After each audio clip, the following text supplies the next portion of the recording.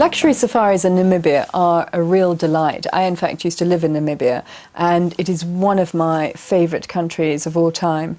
The reason you would go to Namibia is because of the scenery, second to none. Yes, absolutely, landscapes. You're interested in geology. These are the primary reasons that you'd like to go and visit Namibia. It's not because you want a huge wildlife experience, because this is what the country does not have. But what I can say to you, it does mix very, very well with other countries, if that's absolutely essential to you. You could mix Namibia very, very easily with Botswana, for example, where I also used to live.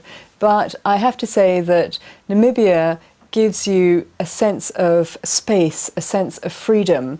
You know, to be able to be in the Namib Desert, for example, and go hot air ballooning, there simply is nothing like that. 5 o'clock in the morning, you wake up, you take this hot air balloon across the sand dunes, and you hear absolutely nothing, and yet you just see all the dunes change hue, and it's the most incredible experience. It's so powerful.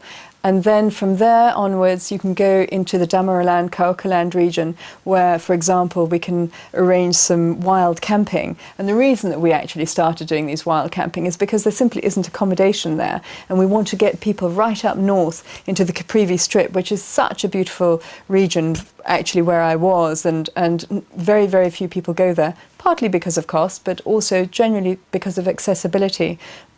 And so I would say that the wild camping, we give you one of the best guides ever, who is a geologist as well, and he will take you out and just show you areas which, you know, look like the moon. And then you've also got the Skeleton Coast. Now, lots of people do know about the Skeleton Coast. It's one of my favourite regions again.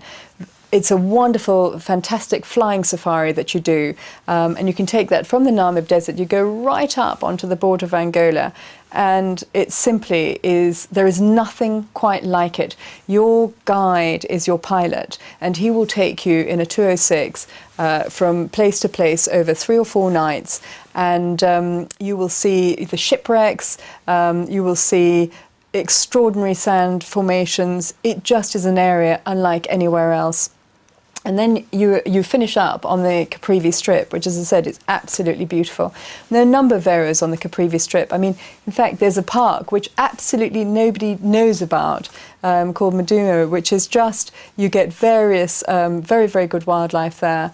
You know, these are areas that people just never ever think about, because they invariably think about Etosha.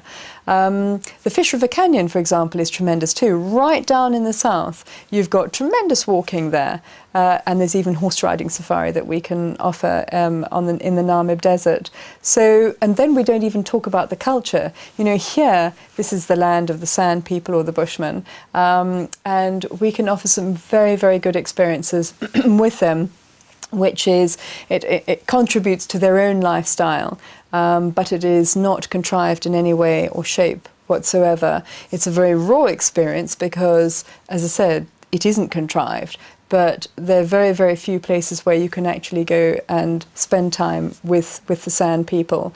And this is up in the north as well. And all of these make Namibia that very, very special country. And things that you can do here, for example, going off and seeing the desert-dwelling rhino or the desert-dwelling elephant, go out with Save the Rhino Trust, something like that, where you go out with the researchers over a 3-day period. These are things that just no other country can offer you.